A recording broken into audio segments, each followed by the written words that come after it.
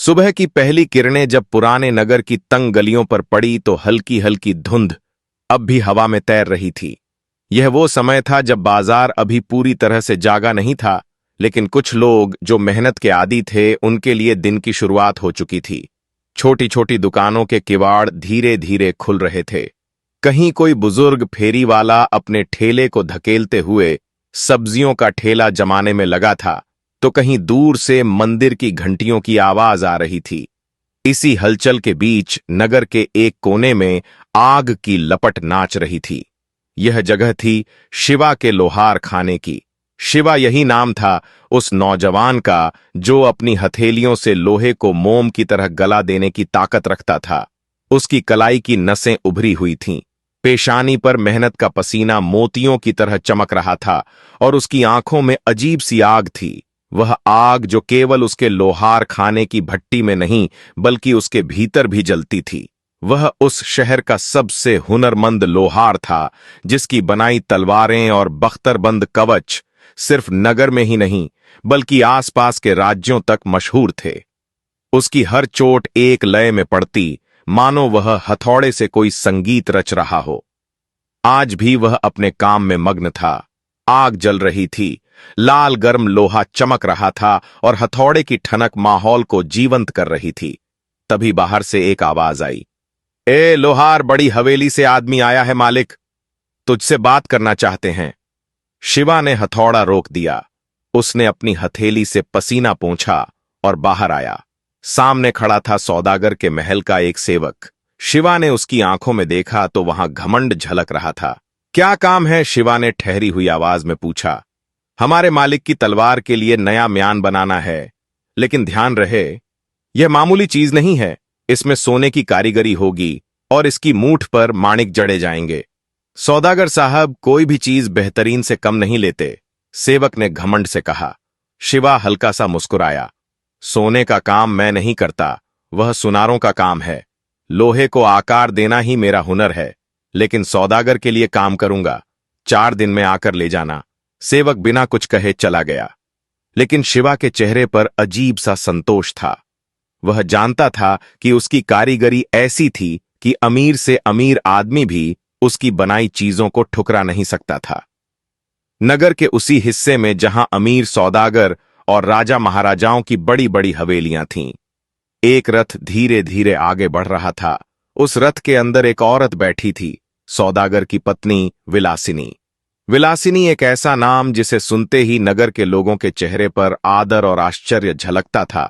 वह बेहद खूबसूरत थी, लेकिन उसकी सुंदरता से भी ज्यादा आकर्षक थी।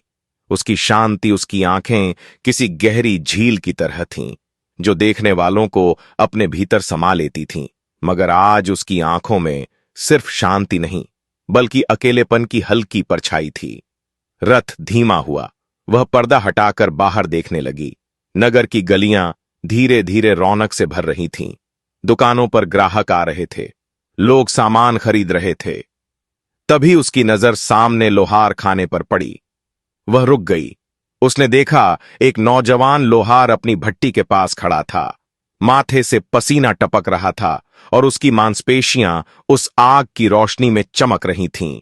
उसकी आंखें उसके काम में गहरी थीं, मानो वह इस दुनिया से अलग किसी और ही दुनिया में खोया हो। विलासिनी की आंखें ठहर गईं। उसने पहले कभी किसी आदमी को इतने लगन से काम करते नहीं देखा था। उसके महल में रहने वाले लोग सोने चांदी में लिपटे रहते थे, जिनकी जिंदगी ऐशो आराम में गुजरती थी। लेकिन यहां एक आदमी खड़ा था जो अपनी मेहनत से कुछ बना रहा था, कुछ गढ़ रहा था। यह अजीब था। यह पहली बार था जब उसने किसी आम इंसान को इस तरह देखा था। उसे यह भी समझ नहीं आया कि क्यों, लेकिन कुछ था जो उसे अपनी ओर खींच रहा था।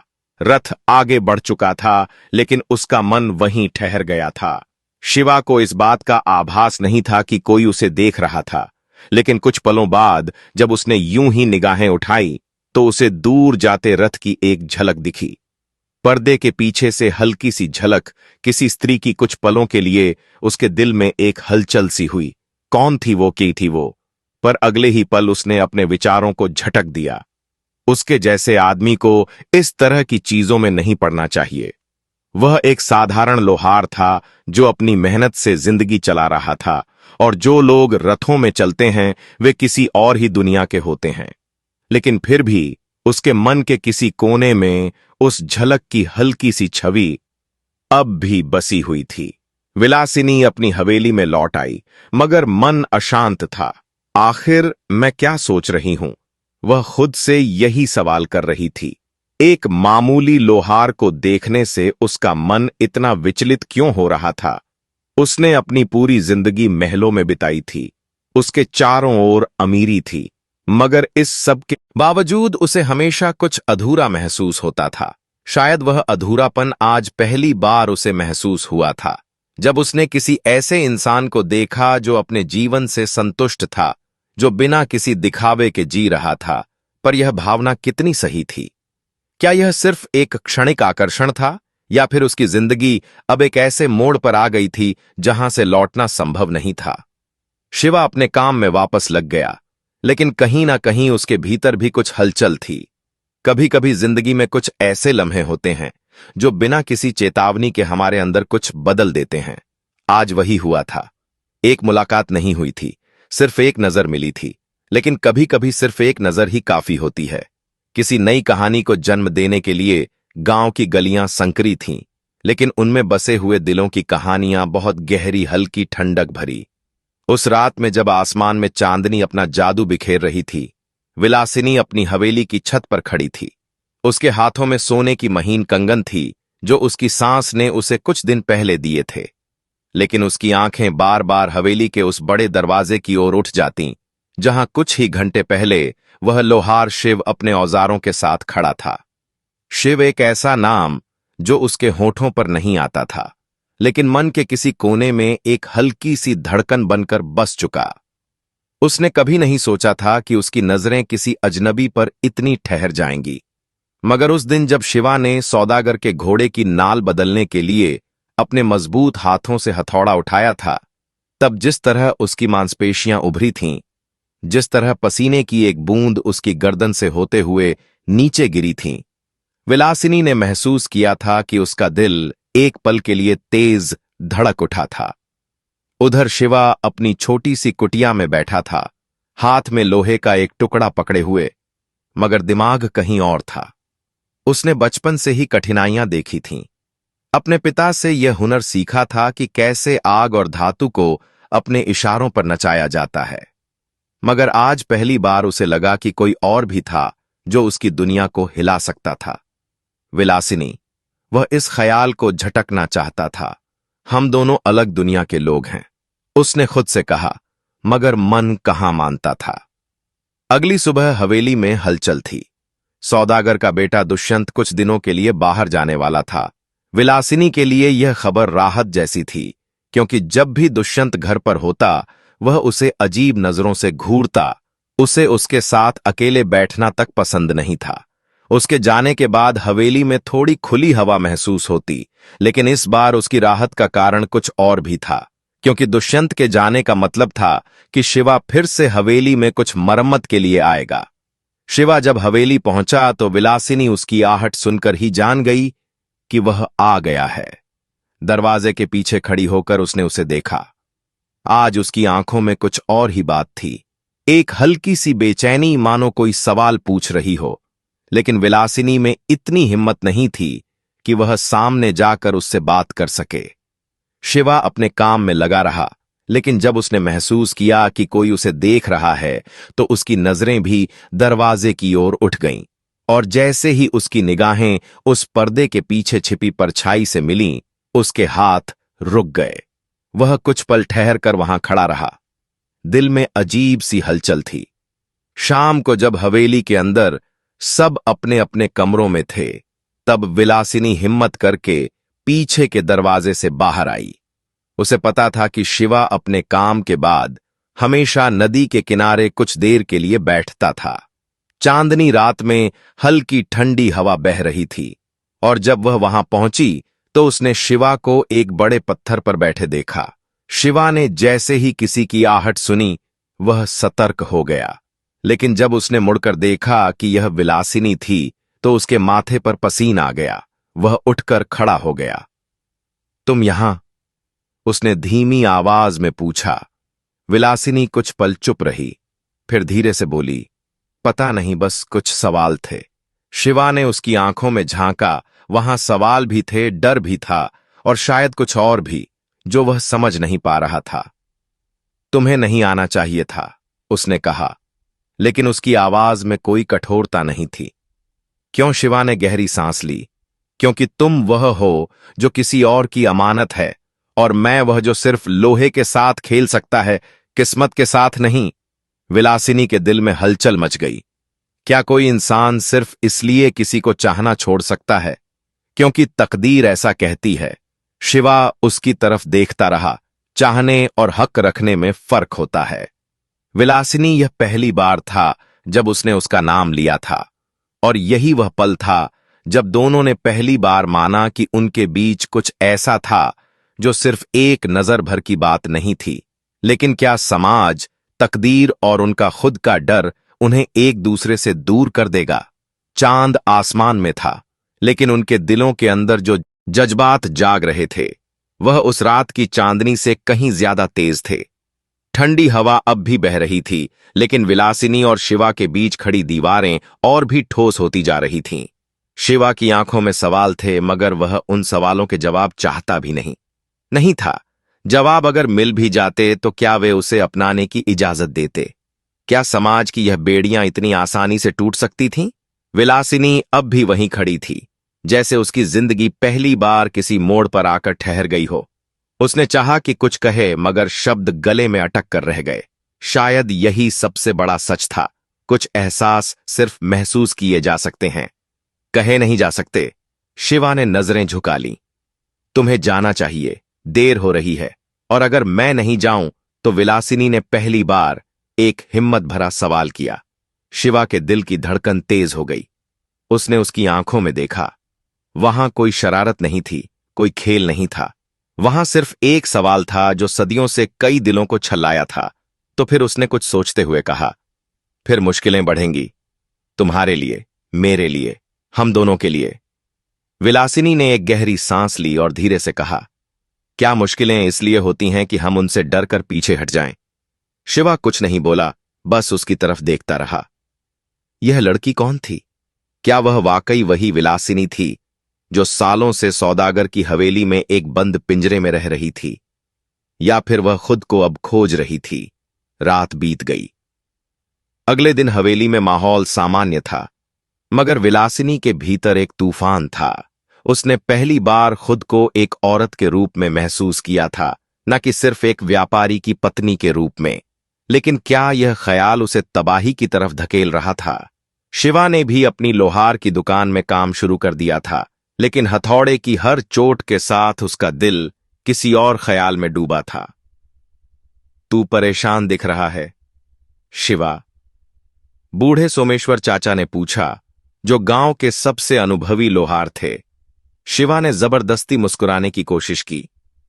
नहीं चाचा, बस कुछ सोचा नहीं जा रहा। सोच वहीं अटकती है बेटा, जहां दिल फंस जाता है। सोमेश्वर चाचा ने गहरी बात कह दी, और शिवा के पास अब कोई जवाब नहीं था। शाम होते ही गांव में हलचल मच गई। सौदागर अपने काम से जल्दी लौट आया था। उसकी आंखों में गुस्सा था। हवेली के नौकर चाकर डरे हुए थे। विलासिनी कहाँ है? उसने गरजती आवाज में पूछा। विलासिनी अंदर से निकली। वह शांत थी, लेकिन उसकी आंखों में कुछ अलग था। आज फिर तू हवेली से बाहर गई थी? सौदागर ने सख्त लहजे में पूछा। विलासिनी ने कुछ नहीं कहा। मैंने पूछा, तू कहां गई थी? कुछ देर की खामोशी के बाद विलासिनी ने धीरे से कहा। नदी किनारे। सौदागर ने गहरी नजर से उसे देखा। क्यों अब तक जो खामोश जज्बात उसके अंदर दबी आग की तरह जल रहे थे, वह आज बाहर आने लगे थे। उसने पहली बार सीधे अपने पति की आंखों में देखा और कहा, क्योंकि वहां सुकून मिलता है। सौदागर कुछ पल के लिए चौंक गया। यह वही विलासिनी थी जो कभी उसकी बातों का जवाब भी ठीक से नहीं देती थी। आज उसके लहजे में इतनी हिम्मत कहां से आ गई? लेकिन सौदागर कोई सीधा आदमी नहीं था। उसने एक नौकर को बुलाया और हुक्म दिया, पता करो और कौन था। वहां शिवा को इस बारे में कुछ नहीं पता था। वह अपने घर में बैठा अपने अगले काम की तैयारी कर रहा था, लेकिन तभी उसके दरवाजे पर जोर की दस्तक हुई। शिवा जल्दी बाहर आ गया। शिवा ने दरवाजा खोला तो गांव का एक लड़का खड़ा था। सौदागर को तेरे बारे में शक हो गया है, उसके आदमी तुझे ढूंढ रहे हैं। शिवा का दिमाग घूम गया। क्या क्या उसने कुछ कहा नहीं, लेकिन वह गुस्से में है। तुझे कुछ करना पड़ेगा। शिवा को पहली बार एहसास हुआ कि वह किसी आग से खेल रहा था और यह आग अब फैलने वाली थी। शिवा के लिए रात काटना मुश्किल था।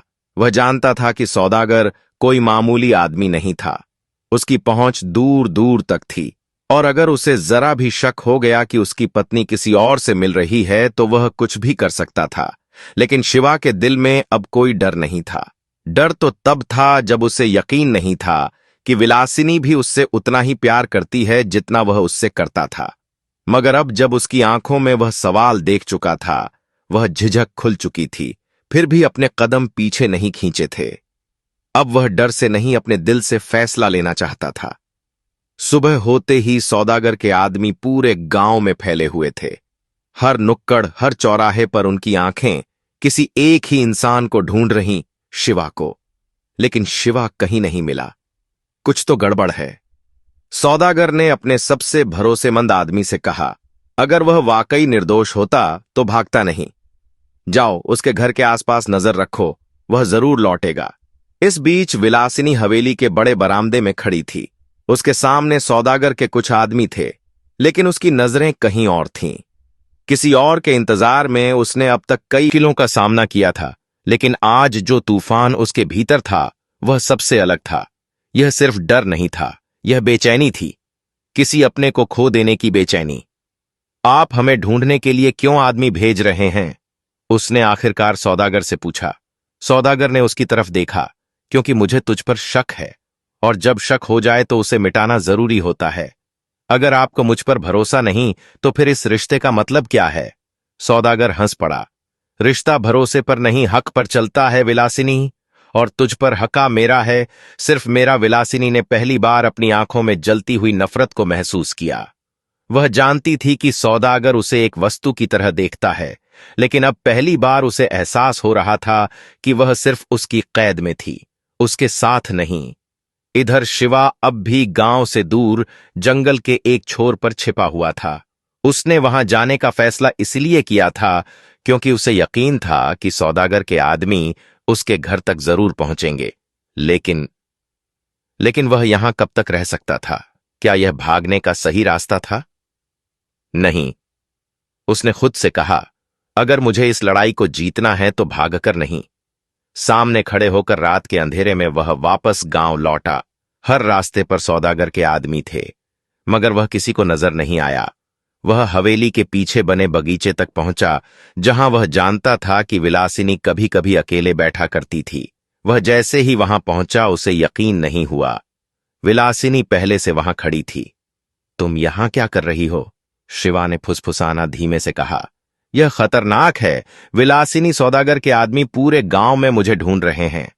अगर उन्हें तुम्हें पाना होता तो अब तक पा चुके होते। शिवा ने उसे गौर से देखा। तुम्हें कैसे पता? विलासिनी ने एक हल्की मुस्कान दी, क्योंकि मैंने उन्हें गलत रास्तों पर भेज दिया।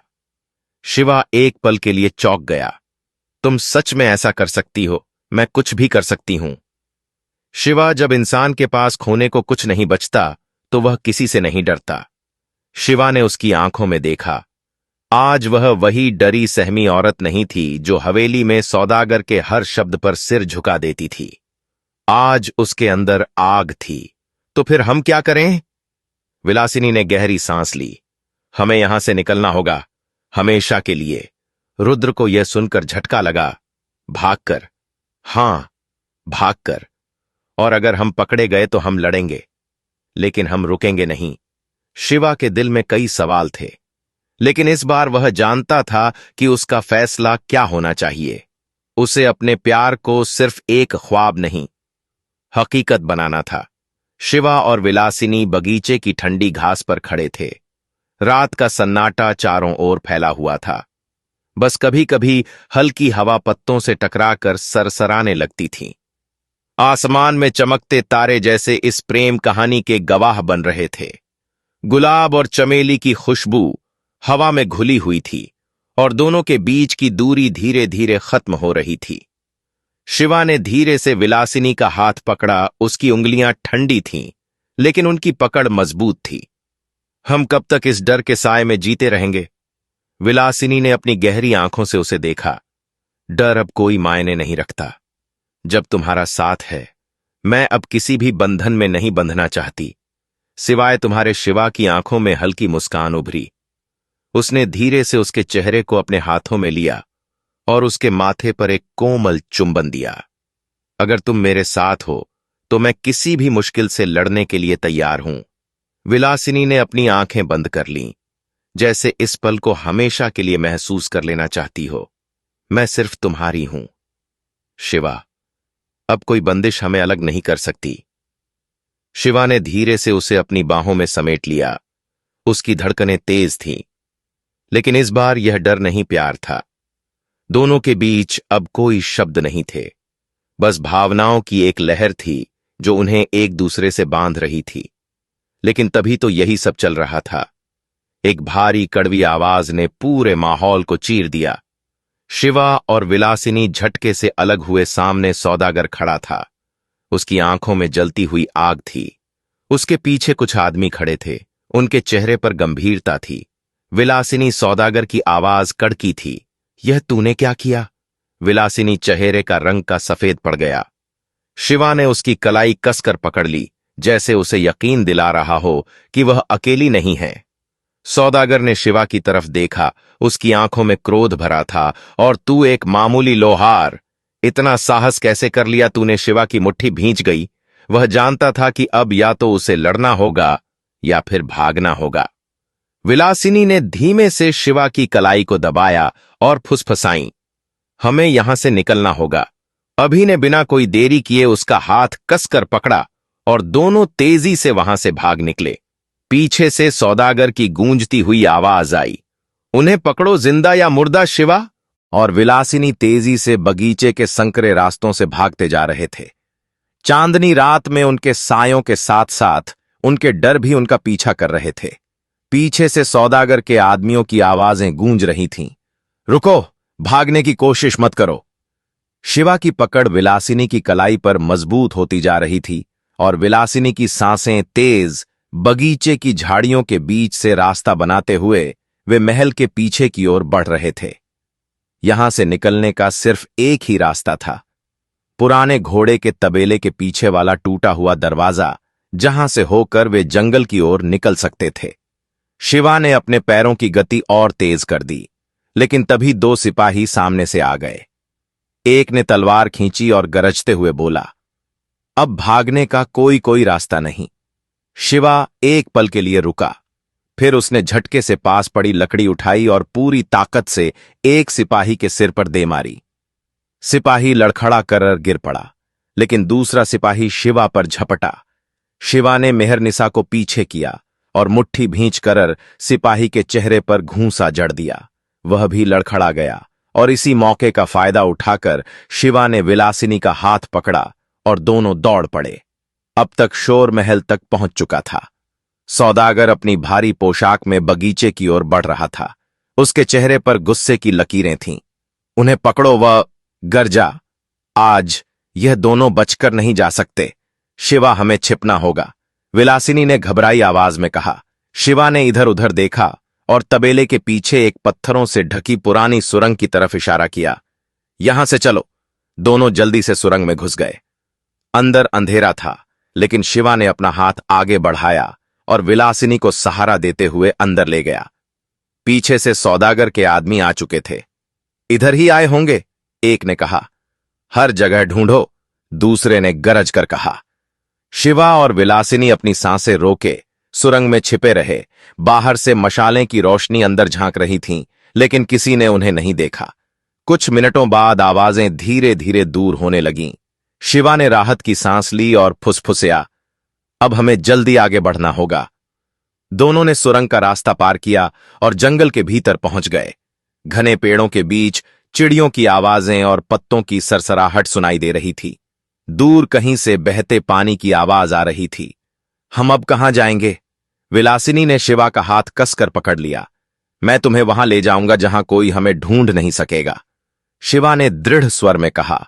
लेकिन इस भागदौड़ में उन्हें एहसास नहीं हुआ कि सौदागर अभी भी हार मानने वाला नहीं था। उसने अपने खास आदमी को जंगल की ओर भेज दिया था और वे अब भी उनके पीछे थे। जंगल की घनी छांव में शिवा और विलासिनी अब भी भाग रहे थे। उनकी सांसें तेज चल रही थीं, पैर कांप रहे थे, लेकिन उनका हौसला अडिग था। दूर कहीं रात के जीवों की आवाजें सुनाई दे रही थीं और ठंडी हवा उनके चेहरे को छू रही थी, लेकिन वे जानते थे कि यह आजादी तब तक अधूरी थी जब तक सौदागर की छाया उनका पीछा कर रही थी। सौदागर के आदमियों ने पूरे जंगल को घेर लिया था। मशालें की रोशनी या पेड़ों के बीच झलकने लगी थीं। वे चीख चीख कर अपने साथियों को बुला रहे थे। भागकर कहां जाओगे, बच नहीं सकते। शिवा ने विलासिनी का हाथ कसकर पकड़ लिया और उसे एक बड़े पेड़ की ओट में छिपा दिया। जब मैं इशारा करूं तब दौड़ना, उसने धीरे से कहा। लेकिन इससे पहले कि वे आगे बढ़ते, एक भारी भरकम आवाज गूंजी, रुको। सौदागर घोड़े पर बैठा उनके ठीक सामने था। उसकी आंखें गुस्से से जल रही थीं। उसके पीछे उसके सिपाही खड़े थे, तलवारें चमक रही थीं। विलासिनी, मेरे पास लौट आओ, तुम मेरी हो, सौदागर गरजा। लेकिन इस बार विलासिनी की आंखों में डर नहीं था। वह आगे बढ़ी और तीखे स्वर में बोली, मैं तुम्हारी नहीं हूं, कभी नहीं थी। तुमने मुझे हमेशा एक चीज समझा, लेकिन मैं एक इंसान हूं और मैं अपनी जिंदगी अपने तरीके से जीऊंगी। सौदागर की आंखें क्रोध से लाल हो गईं। अगर तुम मेरी नहीं हो सकती तो किसी की नहीं हो सकती। उसने तलवार खींच ली और शिवा की तरफ लपका। शिवा ने भी तैयार होकर पास पड़ा लकड़ी का डंडा उठाया और सौदागर के वार को रोक दिया। तलवार और डंडे की टक्कर से चिंगारियां उड़ीं। शिवा ने पूरी ताकत से वार किया, लेकिन सौदागर मजबूत था। दोनों में जबरदस्त संघर्ष हुआ। शिवा को एक घूंसा पड़ा, लेकिन उसने संभलते हुए जमीन से मिट्टी उठाकर सौदागर की आंखों में झोंक दी। वह एक पल के लिए चौंका और यही मौका था। शिवा ने पूरी ताकत से सौदागर के सीने पर घूंसा जड़ दिया, जिससे से वह पीछे की ओर गिर पड़ा। उसकी तलवार दूर जा गिरी। सिपाही हक्का बक्का रह गए। विलासिनी आगे बढ़ी। उसने तलवार उठाई और सौदागर की तरफ तान दी। उसकी आवाज अब पूरी तरह से मजबूत थी, आज से तुम मेरी तकदीर के मालिक नहीं रहे। सौदागर ने पहली बार खुद को असहाय महसूस किया। उसके आदमी अब पीछे हटने लगे थे। वे जानते थे कि उनका मालिक हार चुका है। शिवा और विलासिनी ने एक दूसरे की तरफ देखा। आंखों में जीत की चमक थी। वे अब आजाद थे। सौदागर घुटनों के बल गिरा। उसकी हार सामने थी। उसका लालच, उसका अभिमान, सब चकनाचूर हो चुका था। शिवा ने विलासिनी का हाथ थामा और कहा, चलो, हमारी नई जिंदगी इंतजार कर रही है। जंगल के घने अंधेरे में वे धीरे धीरे दूर जाते गए, लेकिन इस बार यह अंधेरा डरावना नहीं था। यह आजादी का था, नए सूरज की ओर बढ़ते रास्ते का था। निष्कर्ष, यह कहानी दर्शाती है कि प्यार जब सच्चा हो तो वह किसी भी ताकत, लालच या जुल्म के आगे झुकता नहीं, बल्कि अपनी राह खुद बनाता है। सौदागर का घमंड और स्वामित्व की भावना उसे पराजय तक ले गई, जबकि शिवा और विलासिनी का प्रेम उन्हें आजादी और नई जिंदगी की ओर ले गया। अंत में प्रेम ने भय और अन्याय पर विजय प्राप्त कर ली।